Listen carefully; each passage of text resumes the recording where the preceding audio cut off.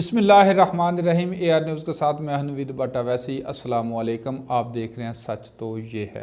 नाज़रीन कराम, Nelson Mandela मई 1994 ईस्वी को ईवान सदर में दाखिल हुए तो उन्होंने पहला आर्डर दिया, ईवान सदर और ऑफिस में मौजूद तमाम गोरे अफसर अपने पुराने ओहदों पर काम करेंगे, किसी गोरे को नौकरी से नहीं निकाला जाएगा।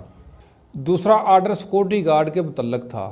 मंडेला ने हुक्म दिया, मेरी सिक्योरिटी उन्हीं गोरे अफसरों के पास रहेगी जो अंग्रेज़ सदर की हिफाजत करते थे। तीसरा आर्डर था, मैं अपने मेहमानों को खुद चाय बनाकर दूंगा, कोई वेटर मुझे और मेरे मेहमानों को चाय नहीं देगा।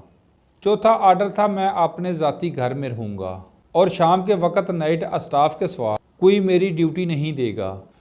पाँचवा आर्डर था, मुल्क में मौजूद तमाम गोरे जनूबी अफ्रीका के शहरी हैं, इनको जो तंग करेगा उनके ख़िलाफ़ कानूनी कार्रवाई की जाएगी।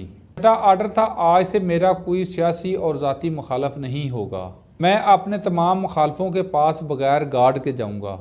सातवां आर्डर था, मुल्क की सरकारी मीटिंग में मेरे ख़ानदान और मेरे दोस्तों में से कोई शख्स शामिल नहीं होगा। और आठवां हुक्म था, मैं इस मुल्क का आम शहरी हूँ, चनाचे मेरे साथ वो कानूनी सलूक किया जाए जो एक आम शहरी के साथ होता है। ये 8 अहकामात थे जिन्हें जारी होने में तकरीबन 10 मिनट लगे। और बदतरीन खाना जंगी का शिकार जनूबी अफ्रीका का मुस्तकबिल पहले ही दिन तय हो गया। 1994 ईस्वी तक साउथ अफ्रीका दुनिया का ख़तरनाक तरीन मुल्क था, मगर नेल्सन मंडेला के इक़्तिदार संभालने के माज 1 साल बाद यानी 1995 ईस्वी में साउथ अफ्रीका में रग्बी का वर्ल्ड कप और 2003 में क्रिकेट का वर्ल्ड कप मुनक्कद हुआ।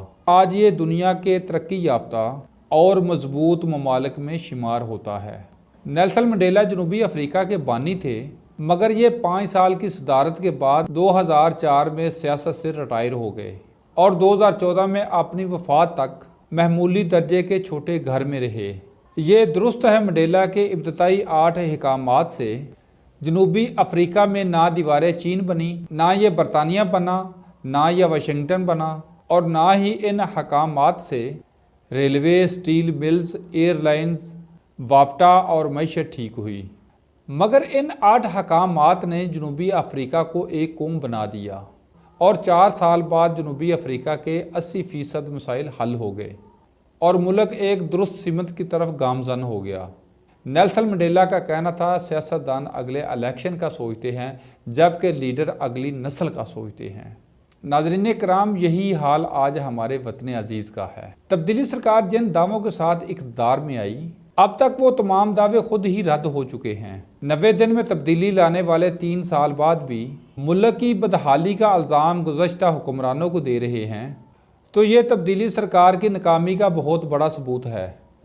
तब्दीली सरकार को मालूम होना चाहिए, चोर डाकू का नारा लगाने से अवाम का पेट नहीं भरता, करप्शन का मंत्र पढ़ने से अवाम की भूख नहीं मिटती, गुज़श्ता हुकूमतों पर अपनी कारकर्दगी का मलबा डालने से अफलास कम नहीं होता, 3 साल का जश्न मनाने से लोगों को नौकरियां नहीं मिलती, तरक्की के झूठे दावे करने से कारोबार नहीं चलते, मुखालफीन को गिरफ्तार करवाने से लोगों को दुआई नहीं मिलती। इन 3 बरसों में अवाम की तकदीर बदलने का दावा तब्दीली सरकार ने ही किया था और वो अब भी इस दावे पर मसर है, मगर ये द्रोह अवाम को हजम नहीं हो रहा।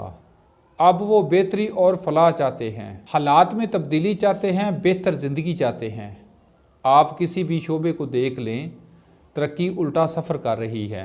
मईशत के अलावा ऐसे कौन से ज़री कारनामे हैं जिनका जिक्र किया जाए? क्या खारजा पॉलिसी हुकूमत की कामयाबी की दलील है? क्या अमरीकी सदर से एक कॉल की दरख्वास्त करना खारजा पॉलिसी की कामयाबी है? दाखिला पॉलिसी यह है कि जराइम की शरह में कई गुना इजाफा हो गया है, ख़वातीन मज़ीद गैर महफूज हो गई हैं, सहाफ़ियों के ख़िलाफ़ तशद्दुद के वाक़यात कई गुना बढ़ चुके हैं और पुलिस हुकूमत की बंदी बन कर रह गई है। ज़राअत में हम गंदम बाहर से मंगवा रहे हैं, चीनी और आटे की कीमतों में 100 गुना से ज़्यादा इजाफा हो चुका है। IMF के चंगल में हम फिर से जा चुके हैं, कर्ज़ों की रकम तारीख में सबसे ज़्यादा हो गई है, फीटफ की तलवार हम पर हर वक्त लटक रही है, डॉलर आसमान से बातें कर रहा है और रुपये की कदर घट रही है, तरक्की की शरह कहाँ से कहाँ गिर गई है।